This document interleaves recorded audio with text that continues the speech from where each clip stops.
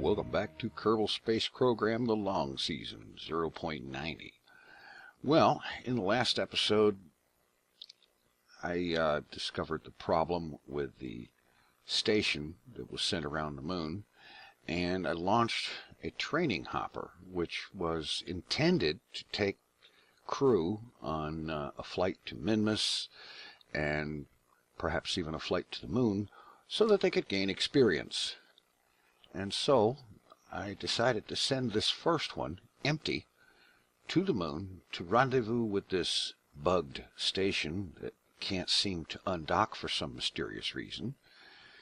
And its mission is to rendezvous with the station, to get close to it, but not to dock with it, and allow the crew of that station to EVA over to this vehicle so that it can go ahead and take that crew on the training flight, and then I can do something with that station that is obviously majorly, seriously bugged and therefore has to be replaced. And here I'm just doing the old routine of kill the relative velocity and then burn towards the target and then kill the relative velocity again, and I end up parking about a little over 100 meters away from the station. And then once I'm in a stable situation, not moving relative to the station, I park the ship facing orbit normal, switch over to the station and start to EVA the crew over to the ship. And in this I'm using NavHUD, which is a very handy mod, especially with a crew member on EVA, because it maps what would be the nav ball as a heads-up display on the screen, so that you can actually see what the prograde marker is for the person going EVA, so that you actually know for certain what direction they're moving, and it makes it easier. You select your target, and the prograde marker lets you know that you're actually heading towards it. And so that makes the EVA a lot easier to deal with. And I get first one and then the other, and then eventually all four of the crew moved over to this training hopper.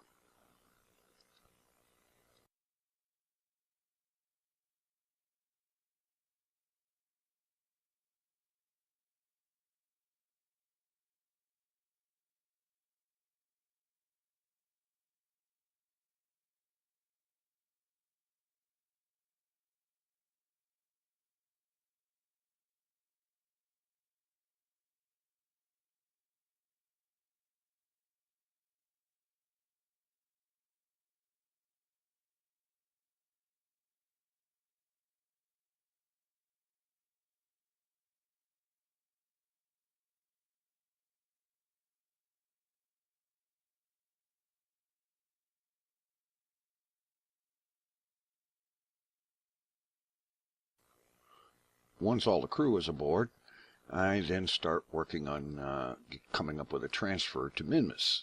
And at first I'm trying to do a direct transfer from the moon to Minmus, but it turns out that the moon and Minmus are not in sufficient relative position, and so what I decided to do was just simply escape the moon's orbit prograde and get into a reasonably high Kerbal orbit, and then from there do a second maneuver to get me into a rendezvous with Minmus. As it turns out, this second maneuver was positioned just right so that I could combine a plane change and the prograde burn out to Minmus all in one burn. And so this puts the training hopper on course for an equatorial orbit at Minmus.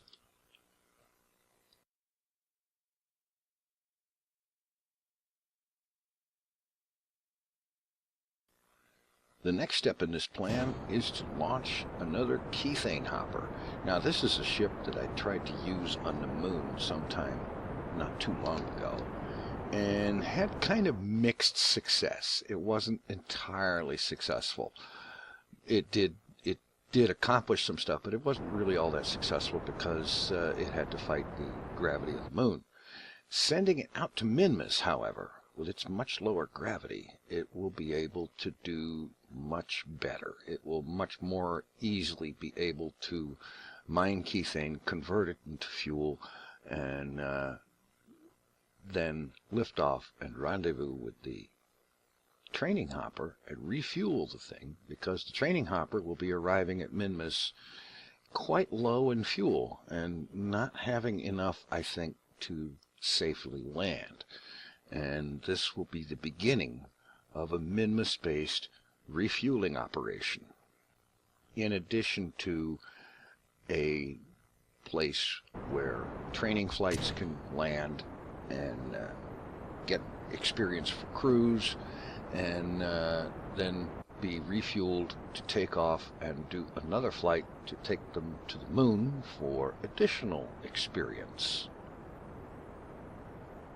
Well, having gotten the training hopper and the Kethane hopper on their way to Minmus, I have a few days before they're going to arrive, and so I switch back to the ill-fated Babylon 1 station in orbit around the moon. And you'll notice that there is something missing. The two modules parked on the back end of this thing are no longer there.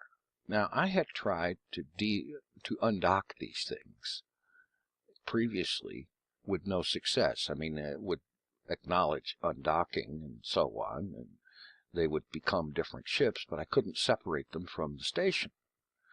And here I switch back, and they're gone. And I look around, and over there, 27 kilometers away, Station Tank 1 probe, Station Tank 1 plus engine, and if I switch to these, we find out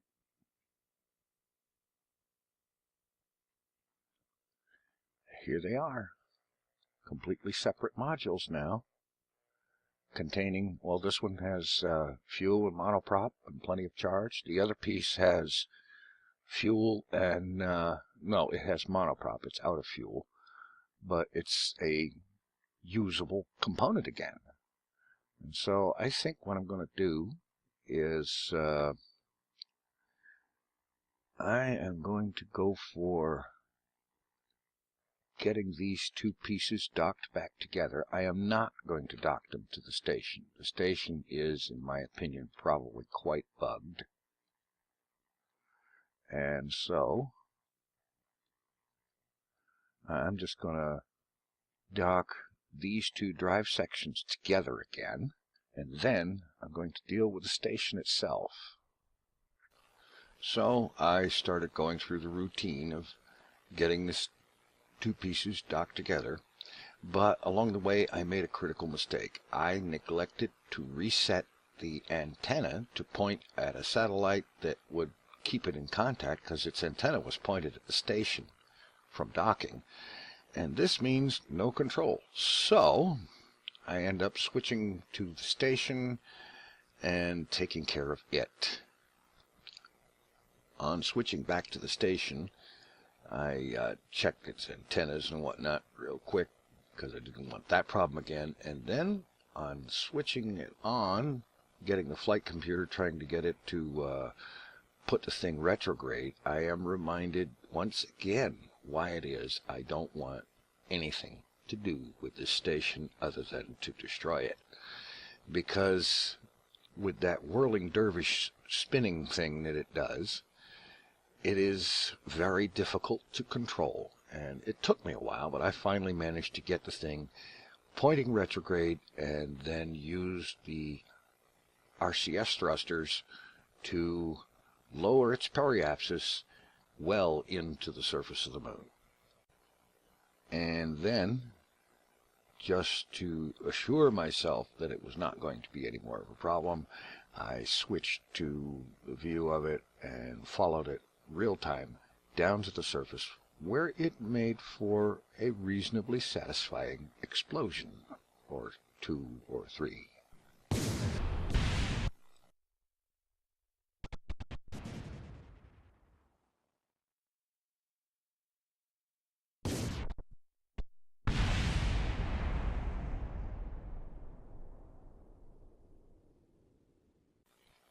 Having taken care of the station, I checked one more time and found that the other 2 pieces had orbited to within comms range of one of the satellites, and so I switched to them. I made sure that they had communications with each other, and both of them had comms with the satellite, and then proceeded to get done with docking them together.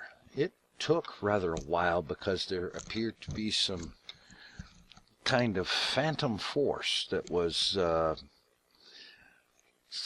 kind of fighting it. I'm not exactly sure how to describe it. It was like, from the point of view of the piece I was controlling, the flight path kept wanting to deviate very hard to the left from the point of view of this piece that I was controlling. And it took a lot of fighting it. It ended up using considerably more monopropellant than I would have liked to use for a docking, but eventually the things did get docked together.